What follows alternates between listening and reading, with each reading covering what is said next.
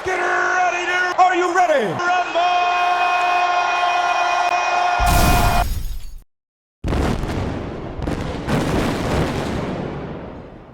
불볕더위가 기승을 부리던 한여름, WCW는 새로운 베뉴에서 라이브 TV쇼를 선보였다.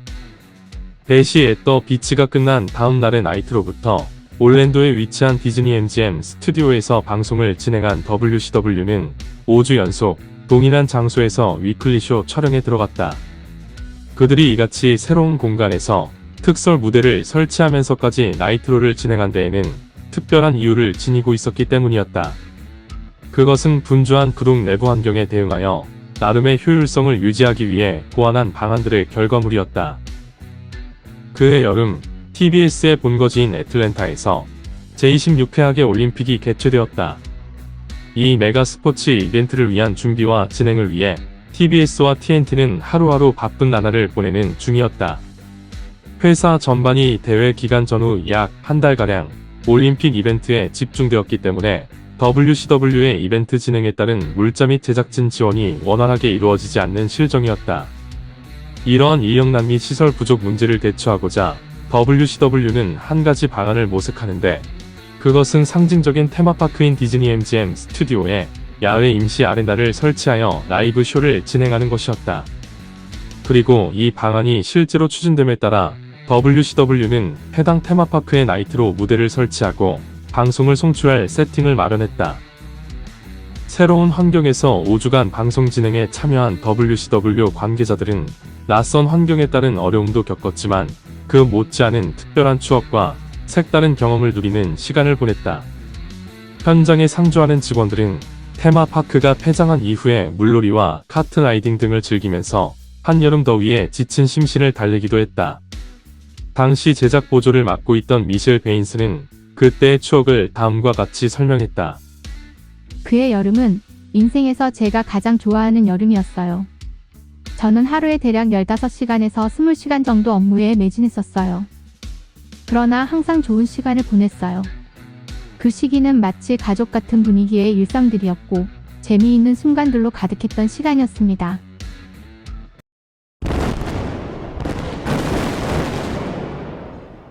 배시 앳 더 비치에서 호건의 턴일이 현장의 모든 이목을 흡수해버림에 따라 안타깝게도 그에 앞서 수많은 팬들의 시선을 사로잡았던 하나의 매치가 재빠르게 팬들의 기억 속에서 잊혀져갔다.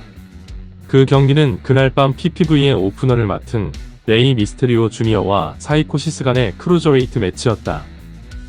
불과 21살과 25살밖에 되지 않은 이 두 젊은 루차도르는 미국 팬들 앞에서 화려하고도 담대한 무브를 끊임없이 선보이며 그들만의 모먼트를 연출해냈다. 이들의 퍼포먼스는 지난달의 PPV 그레이트 아메리칸 배시에서 마스터 테크니션이라고 불리는 딘 말렌코와 레이 미스테리오 주니어 간의 크루저웨이트 챔피언십 매치에 버금가는 인상을 남겼다. 레이의 WCW 데뷔전이기도 했던 이 경기가 끝난 후 두 선수가 락커룸에 들어서자 내부의 모든 로스터들이 기립하여 그들에게 박수를 보내주었을 만큼 해당 경기는 동료들로부터 찬사를 받았다.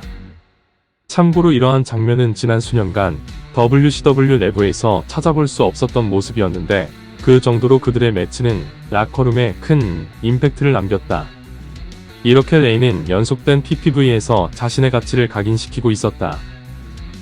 21살밖에 되지 않은 젊은 나이의 레슬러가 이처럼 첫 등장에서부터 팬들과 로스터들의 시선을 사로잡을 수 있었던 이유는 그가 걸어온 길을 통해서 어렴풋이 짐작이 가능하다.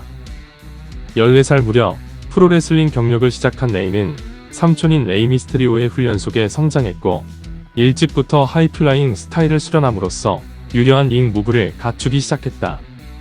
꼴리브리와 라가르티아 베르데로 활동하던 레이는 그의 삼촌이 본인의 닉네임을 하사함에 따라 레이 미스테리오, 즉 레이 미스테리오 주니어로서 활동을 펼치게 되었다.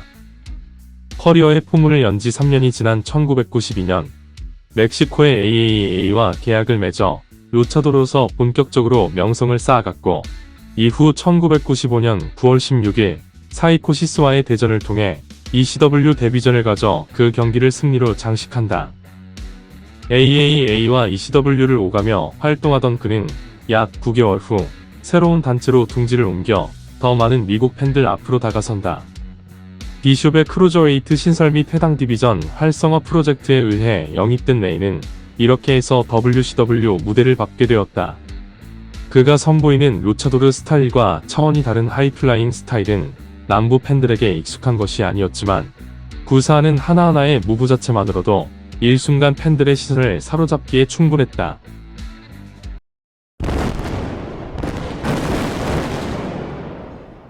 헐크 호건이 애슬링계에 엄청난 충격을 안긴 지 채 24시간도 지나지 않은 7월 8일자 나이트로는 디즈니 MGM의 야외 특설 무대에서 진행되었다. 약 한 해 전인 1995년 9월 4일 나이트로가 첫 번째 에피소드를 방영한 이래 이같이 야외에서 위클리 TV쇼가 진행된 것은 이번이 처음이었다. 어둠이 드리우지 않은 자연광 사이에서 여느 때와 같이 토니 쉬바니와 에리 지비스코가 쇼의 시작을 알렸다. 지난밤에 충격적인 장면을 현장에서 직접 목격한 쉬바니는 오프닝 내내 심란한 기색을 숨기지 못했다. 그는 오프닝을 이어가던 도중 어젯밤 스포츠 역사상 가장 충격적인 사건이 발생했다고 언급하며 호건의 터니를 시청자들에게 부각시키기도 했다. 그날의 오프너는 레이와 딘 말렌코 간의 크루저웨이트 챔피언십 매치로 펼쳐졌다. 지난밤 사이코시스를 꺾고 타이틀샷 기회를 얻은 레이는 WCW 데뷔 후 가진 5번의 경기에서 3번을 챔피언십으로 장식하는 빅푸시를 받았다. 또한 나이트로에서 가진 2번의 매치 모두를 챔피언십으로 나선 레이였다. 경기 초반의 주도권은 레이가 쥐고서 게임을 이끌었다. 스피드와 다이내믹한 무브를 앞세운 도전자가 챔피언을 쉴 새 없이 괴롭혔던 반면 말렌코는 자신의 특기인 테크닉에 파워의 우위까지 더하여 상대의 공세를 막아섰다. 서로 다른 스타일의 격돌이었지만 시종일관 빠른 템포를 유지한 그들의 경기는 관중들의 시선을 고정시켰고 특히 두 선수 모두 예기치 못한 카운터를 연이어 선보임에 따라 현장 팬들의 환호를 자아냈다. 다만 경기 대부분을 현란한 하이플라잉으로 전개한 레이는 몇 차례의 바치를 발생시키는 실수를 범했다. 그중 경기 후반 무렵 에이프런에서 시도한 아사히 몬설트가 바치로 이어지자 관중석 일대는 걱정 어린 술렁임이 일었다. 말렌코가 접수 준비를 채 하지 않은 상태에서 레이의 스프링보딩이 이루어졌고 결국 레이는 제대로 된 접수를 받지 못한 상태로 링사이드 바닥에 떨어지고 말았다. 다행히도 큰 부상을 입지 않은 레이는 계속해서 플레이를 속행했다. 경기 마무리는 딘 말렌코의 파워 무브를 프랑켄슈타이너로 반격한 레이가 핀폴로 연결지으며 매치를 승리로 장식했다.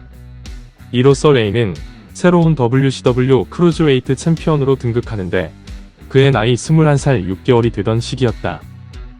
참고로 이 타이틀 획득으로 인해 레이는 해당 디비전 역사상 최연소 챔피언에 오르는 영광을 누렸다. 그리고 이것은 그의 커리어 챔피언 로드를 여는 서막에 불과했다.